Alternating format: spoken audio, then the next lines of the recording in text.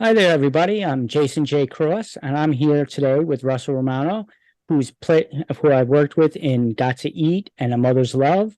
He's very talented and a man of many voices, and you can see him next in my new film, Hunter, where he plays not only one but two characters, done amazingly well, and you can't tell it's the same actor. Hey there, Russell. How are you? I'm doing well, Jason. How you doing? I'm doing good. I'm doing good. I can't wait Great. for the release of this movie. Actually, it, I'm very impressed the way it came out. Oh yeah, I'm real excited, and I can't tell you how much I really appreciated the story and throwing down two characters. I really enjoyed that challenge, and the whole thing about not sounding like the same person is like always behind you, reminding you, don't sound the same, don't sound the same. Uh-huh. So Yeah. with that challenge, that's why I'm real excited to see this one. I'm looking forward to it too. Oh, you did amazing. Even my wife, she was like, "That's two people." I'm like, "I mean, that's the same person." I'm like, "Yep, that's the same guy." Thank you. Thanks. That was fun. I like those. Yeah. Well, anyway, why don't you tell us a little bit about yourself and your background? I'm originally from New York. I was living there right up until the 2000s, early 2000s, and I decided to move to Florida. Uh, Change of pace, change of everything. You go from cold weather to warm weather, and I just basically needed a change at the time, and I wanted a new background. And I didn't give up any of my old hobbies like voice work and acting and put them on hiatus for a while, but I've always been involved with and still am with voice characters and trying to do as much acting on the sides as I can. I'm currently so involved and deep with real estate and doing house flipping and rentals. And I tell you, that's really taken up a lot of my time. Sorry to say, and I don't want that to, but there are some great projects that I have right now that are coming out. There's a movie, Blood Curse 2, that's currently in post production that I hope really people get a chance to see. I have a supporting role in that, which I'm really excited about too. And that was filmed in the UK, and that's also coming out hopefully real soon. Because if you look at IMDb, it's in post production, so that's a real exciting thing too. And seeing all of these characters that you have in store for me, I always look forward to the next one that you have. So that's always fun for me too. So I look forward to the next one. I'm always excited about this type of stuff and staying in this. It keeps the creative juices flowing, and that's what Yeah, I love yeah, about it. exactly. Can you describe some what influences you have as an actor? Well, it's funny because it started early when I was a little kid. I used to watch a lot of Bugs Bunny and Popeye, and I loved the voices. Hmm. And when I first found out Bugs Bunny in particular and all his buddies, Tweety, Sylvester Cat, Daffy Duck, were all done by one guy. I was like, one guy is getting all those paychecks. I want to be that guy. So that was like really one of the first things. And when my mother confirmed it for me, she's like, yeah, one guy does all those voices. That really was one of the first influences for me. And that's always stuck with me.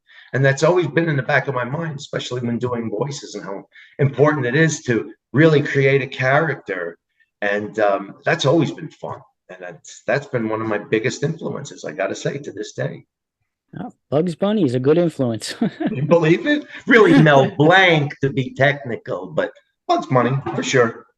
Okay. So if you think about what would be a dream role for you to play, like some what type of character you would absolutely love to dig into?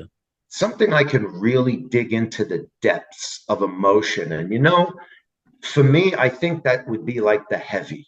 Something about the bad guy or the villain, or maybe even the anti-hero. The guy's a villain, but he likes to help people. Those very complicated roles that are multifaceted. I really see myself doing something like that. Maybe the guy's a little crazy and twisted, but he has a good side. And that's those kinds of developed characters that really take a little bit of real bit of edge and a little bit more of that creative depth. And that's always that challenge I would really love to have. Love that. Oh, so something like the Punisher. Ooh, yeah, that's nice. So Yeah, the, anything in that regard, I love the horror movie genre, those types of roles. There's always been good and evil in those types of movies, and and being involved with those has always been fun. That's why everything that I ever see from you, and it's like always excites me because that's pretty much where I love the genre that I like being part of too. It's great. It's always fun. Oh yeah, yeah. I think horror is definitely the funnest, especially creative wise. The funnest to get with, like, uh, Absolutely. and it's also therapeutic. Like, oh, my boss gave me a bad day. I guess this type of character is gonna die now. That's right. And he's funny. He looks so much like my boss. Oh Incredible. yeah, yeah. The likeness. Okay. So with horror movies, which one stands out to you? Which one do you think is the best, and why is that? That's easy for me. That's Misery. If you've never seen Misery, you need to see Misery. That is an amazing story. It's so complex, more so than you might think. And what I really love about it is it's not inundated with special effects. Mm, And it's one of the most incredible horror movies that you could see. I think it's always been my favorite. It's still my favorite horror movie, Misery. It's a definite must see. And when you see it again and again, you're always like, man, I forgot how good that movie was. It's like horrible, horrible. did you ever read the book on that one? Books, no, forget it. Don't put the book in front of me. If there's a movie and a book, I'm going to go like this to the book and I'm going to turn the movie on. So for Oh, me, wow. Stephen King is, I've been a fan of his. If I was ever to read a book, it would be a Stephen King book because it's Mhm. that, the Shawshank Redemption, the type of stories that you don't expect coming from a guy like him. And that's also what I love about Misery. Yeah, it's amazing. Right. Yeah. I only bring that up because with for me with Misery, I saw the movie first and I'm like, oh, it was a good movie. And then I read the book and I'm like, wow, she was pretty tame in the movie compared to the book. Right, right. There are many instances where the book is so much more brutal in that Hmm. sense. But with the when they give you the movie and you've got that music and the depth of the characters, it's like you almost don't need it. It's like with Jaws. You didn't see the Uh-huh. shark till the end of the movie, but it was like the anticipation. That's what's Yeah, great about horror. Horror is a great genre. right. Well, I just want to give an example for the book where just because I thought the movie was good too. But in the book, in the movie where she breaks his ankle, Yeah. Hobbling. yeah, he wishes. In the book, she takes an axe, she Oh, chops it off, and then cauterizes it with a blowtorch. really? Yeah, I mean, No. oh, it Oh, gets we see real now. I'm tempted brutal. to read the book. That's gonna throw me off from the movie. That's severe. Boy, that's Yeah, beyond hobbling. That's like you're not going anywhere, pal. You're that's mine. I right. own you. Oh yeah. Wow. Well, that's just one example, but like the book, she's a lot crazier. Her nursing skills come into play. Right. So she knows how to cause damage and make sure you don't die from it. Yeah, Amazing. Keeps the yeah, guy well, alive just enough so she can enjoy him and no one else. exactly. And she can only write books for him. That's right. Especially when Misery the pig was still alive. She was so excited. Yeah. So, okay. Um, so, uh, well, what would you be your favorite, say, werewolf movie? Um, my favorite werewolf movie. Oh my gosh. There are a lot of them. Hmm. And I would have to say The Wolfman with Benicio del Toro and Oh, Anthony Hopkins. It's the hmm. newer version, Yeah. and I love it for the fact that it's so damn gory and brutal, more Hmm. so than the other ones. Because in general, it is, but there was just something about how dark it was and the characters that Hopkins and Del Toro played. It was like it just drew you in that movie. I thought it was amazing. It was Oh, just yeah. so cool. That by far was my favorite Wolfman movie. Oh, yeah. They're Oh both very talented actors. Yeah. yeah, you take that story just to slightly different level, and it's like wow. When I saw it in the beginning, I'm like, this movie again? It's like, nah, all right. But man, when Yeah. you see it, Uh-huh. holy cow, worth every minute of it. It's one of those. Yeah. Yeah, definitely. Yeah. I like that movie too. I tend to go for werewolves that look more like a wolf, Right. not as a wolf on all fours, but standing. Right. And in this one where, they leave Benicio del Toro's shirt on after he changes, he's not totally morphing into a different animal. He's like part man and wolf. Yeah, And exactly. and his brutality is such that he becomes like almost like this sociopath, like he knows he's doing it, like he really is enjoying this stuff. Yeah. And it's like, holy mackerel, they're looking out for him. Yeah. And that's intensity. That Hmm. makes it a great movie. It's the best. Right, right. Yeah, that was definitely well acted. It was definitely good. I think I don't think they use much computer generated stuff on that, if I In the recall scene correctly. where he was in that exam area where all the other doctors were watching him and the moon was coming out, when you see Hmm. him change from human to wolf in that locked room and he starts ripping them apart, I think that was one of the biggest CGI changes. And then after that, I think it was like mostly makeup, like the Right. Rick Baker makeup. That's Yeah, just so amazing. Rick Baker is he's very talented. And Amazing stuff. yeah, I know the computer stuff, I know it's cheaper and easier for filmmakers, but it just still hasn't had the same look like American Werewolf in London, that transformation scene. That Right. Oh that's my still, God. That's right. With the hands growing and stretching out and his feet. That was yeah, actually a really well-made movie too. That was one of my favorites when it came out. That was unexpected. yeah, yeah. Then the part where the face pulls out. Right. It's stretched out. It's like, well, that's really cool. That's a first. Yeah. I forgot how they said they did it, but it was really clever, very genius how they do this stuff. They probably have a dozen patents per movie and stuff like that. Steven Spielberg owns about 30 patents for Jurassic Park, Oh wow. or whatever it is. I know he owns patents for some of this stuff. It's insane. Hmm. It's Yeah. amazing the money that goes into it. Yeah, you get very creative and then you create something new and now people have to pay you to do the same thing again. That's right. That's Yeah, right. smart move. Perpetuity, baby. That's how it gets it. Yeah, exactly. Okay, so what kind of advice would you give somebody who wanted to be an actor? Go for your dream. Don't listen to anyone else. If there's Hmm. something you want in life, go for it. If you think you have a creative edge and everyone says you don't, what do you care? If this is something you want, go for it. Just go for it. Simple as that. You Great know, advice. Hmm. and that's the best advice that you could take from anybody is just whatever's in your heart, you know, and that's it. And you'll find out all on your own, in your own way, your own road, whether it's right for you and how you get there. It's all up to you. Period. Nice, nice. What was the movie you said you were just work in the beginning? It's called Blood Curse 2, Asmodeus Rises. It's currently in post production. Oh, can you tell us a little more about Sure, it and it's on it's your the role? second installment from Kieran Hollitt from the UK.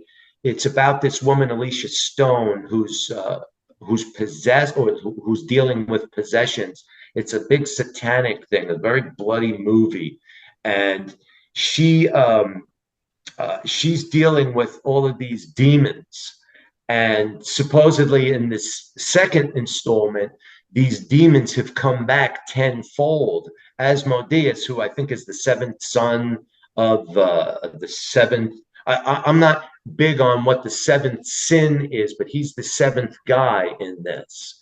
And with Hmm. Asmodeus Rises, he's possessing people. And my role, I'm Donnie Minetti from New Jersey, and I'm possessed. And they caught it on film the way I got possessed from the devil. And it's a pretty elaborate scene that I set up, and they had inserted it in there to help create and build this world where people from all over the world are getting possessed. It's pretty incredible how they put it together. I mean, I'm really excited to see it. And just the storyline alone really blows my mind. And these guys have been around for a while. Kieran Hollitt is really big in the horror genre in the Hmm. UK, and I met them online, pretty much the same way I met you. Crazy world, isn't it? Oh yeah, using And the same star website. yes, exactly, Exactly. That's where I met them, and I did some work for Nathan Head as well too, who was also in that similar genre, some documentary work a couple of years ago. Some real fascinating guys, some real great work that I got involved with. I was very fortunate to meet them.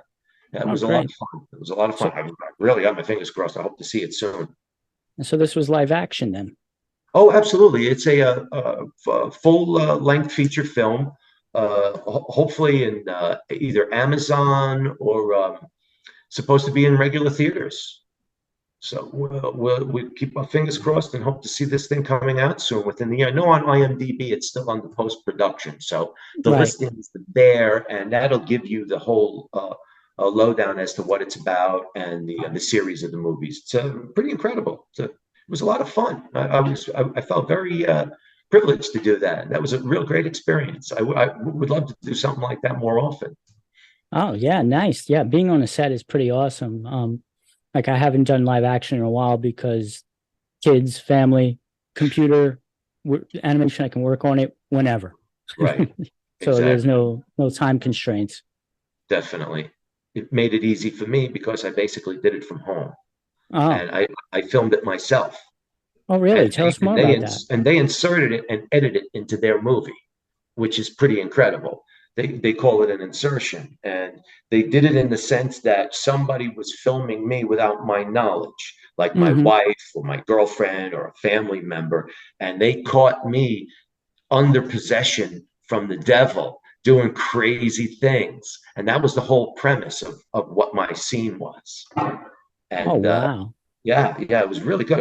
It was intense. It took me about a week to set up the scene Hmm. and about 4 minutes, 4.5 minutes for me to go through. And it was a one shot deal because that one took a lot out of me. If you ever get the opportunity to see that one, you'll understand why. That's why I'm Oh, really yeah. excited to see that one. That would be that's a winner. That one I could see it. That would be fun. I I'm definitely excited. gotta look into that. Yeah. I can't Yeah, wait for that to come out. yeah, and one of my favorite genres, the horror genre. Yeah. Blood Curse. What a title. Do they give you any certain direction or they just let you go at it? Yes, there was a direction based on how they needed it to go as far as it being filmed and it being horizontal and to have the look of me not really knowing anybody was there. And as far as the character was concerned, they really gave me lots of liberties, basically the go for it type thing. And as long as you're possessed in this way, Mhm. then you can express yourself in any way you need possible in order to convince me you're possessed. And that's pretty much the direction that I got. And I took that and I ran with it. And I guess I got it right because it got in. So It got in. there you Oh, go. I'm really looking forward to see that. Yeah, I hope so. That would be cool. Yeah, I'm definitely a big fan. Whenever I send you the email and you say yes, I'm like, yes, I'm getting it. I love this stuff. It's great. It's too much fun to pass up. Yeah, yeah, definitely creative, fun. I love writing, and nothing's better when you get to see on the screen what was originally here. Exactly. It's that Yeah, creative outlook that it takes you away from your everyday thing. And, exactly. that creativity is what keeps us going. It Hmm. really does. And it is so much fun to see too. And it's just, I wish we could do much, much more of it all the time. But, hopefully Yeah, that day will come soon. That would be yeah, fun. yeah. Hopefully. Do you do any other creative outputs besides just voice work and acting? Like, do you write or do you have any other hobbies Well, that help? I taught myself guitar. I learned later in life. And that was something that was always a burning desire of mine. Now, doing as well as I'm doing with guitar, my only regret is not doing it sooner. And Mm. that's one of the few things that I always regretted and always had in the back of my mind. I knew one day I was going to play guitar. I just didn't know when I was going to pick it up. But well, lo and behold, I've been playing for about 6 years now. And I really love it. And I've been playing just about every single day since then. Oh, nice. To keep the calluses thick Hmm. and to keep the chords without buzzing, so that when that day comes where I have to do a little campfire singing, then I'll be ready, you know? All right. All set and ready there. That's right. I could play free falling for you with my eyes closed. It's simple. Okay, but did you learn the number one song that seems to be like a religion that every guitarist needs to learn how to play? Please don't Stairway to say Brown Heaven? Eyed Girl. No, Stairway to Heaven. Oh, no, I don't. I don't play that one. I saw that one and I was like, it's a little too complicated for me. Uh, Pass. Everyone else plays it. I go with the more rhythmic songs hmm and I mix it up a bit. I do a little Pink Floyd, Tom Petty. I played some Doobie Brothers Nice. and stuff like that. And I listen to it on the radio. I'm like, ooh, I could play that because after a while you start recognizing the chords. I go, I swear that just sounds like this guy's playing with G, D, and A all day long. I have to listen to that song. And sure enough, it's pretty darn close. So, I try to get the sheet music to it and I learn it and I try to figure out, how even the intros to figure out sometimes is tricky. So, hmm that in itself is really fun. And for the hand-eye coordination, and it's a whole nother set of rules. And I like that. It changes your focus to something else. That and my other, I think it's creative. It's working on watches. I restore watches. I've been doing that Nice. for a couple of decades. Military watches, Swiss watches, Japanese watches, old Seikos. I take them completely apart, replace parts where they're needed, polish them up, and make them look brand spanking new. Something I've been doing a long time too. Very therapeutic. You're working with something very, very small, where a screw looks so small, it looks like a crumb, and you go wipe it off the table. And then when you put your glasses on and you're looking for that screw, it's somewhere on the carpet. You can forget about it. It's long gone. Right. So, it changes your focus big time. And it helps you relax. And it's actually helped me be more patient in a lot of things too. And that also helps with creativity. So little hmm hobbies like that, very important, very important. I'm glad I Oh, found them. I really am. yeah. Yeah. It's very, very important. To not only, yeah, other things like you said, you can move into the creativity, but it's important to have something outside of your regular work. Just even my whole thing is like I don't watch much TV, which people are surprised about. It's like I'd rather be making it than watching it.